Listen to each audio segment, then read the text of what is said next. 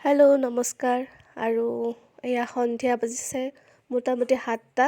মানুহজনে আহি পালে আৰু অকণমান চিকেন আছিলে, ভাবিলোঁ কিবা এটা বনোৱা যাওক নে কি কয়, ঠাণ্ডাৰ বতৰ তো সেইকাৰণে চিকেনখিনি উলিয়াই লৈছোঁ আৰু সেইখিনি ধুনীয়াকৈ ধুই পখালি তাত মই পিঁয়াজ অকণমান ডাঙৰকৈ কাটি দিছোঁ আৰু এয়া আদা নহৰু আপোনালোকে অনুমান কৰিব পাৰিছে চাগে কিনো বনাম।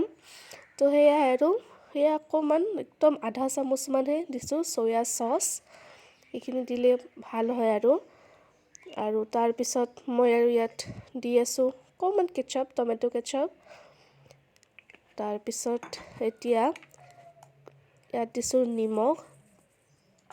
ঠাণ্ডা পৰিলে এইবোৰ খাব মন যায় আৰু ইয়াৰ কাৰণে মই কৰ্ণফ্ল'ৰ দিছোঁ, মোটামুটি এচামুচমান মই কৰ্ণফ্ল'ৰ দিছোঁ।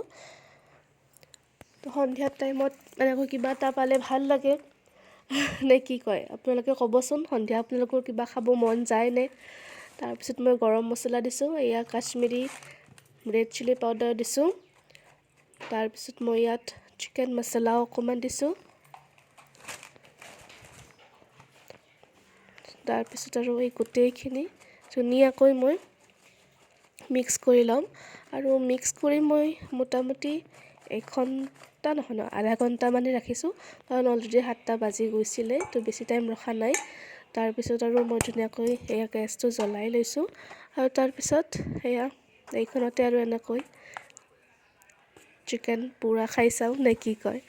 মোৰ লগত আৰু বেলেগ যোগাৰ একো নাছিল, তো এয়াই চামুচেৰেই যিখিনি পাৰোঁ ওলটাই দিছোঁ। চামুচ হাত দুয়োটাই ব্যৱহাৰ কৰিছোঁ, একদম কম জুইত কৰিছোঁ, কাৰণ বেছিকৈ জুই দিলে একদম পুৰি যায় যে। তো এয়া মোটামুটি হৈছে, অকণমান ক'ৰবাত বেছিকৈ যেন হৈছে, দৈ যোৱাৰ দৰে, কিন্তু সেইখিনি ওপৰৰ পৰা গুচাই দিছোঁ আৰু বাকী তাৰপিছত গোটেইখিনি পিঁয়াজ চিয়াজ কাটি লৈ ধুনীয়াকৈ মই সৰু সৰু কৰি সানি লৈছোঁ। তো তাৰপিছত আমি ধুনীয়াকৈ খাই দিলোঁ।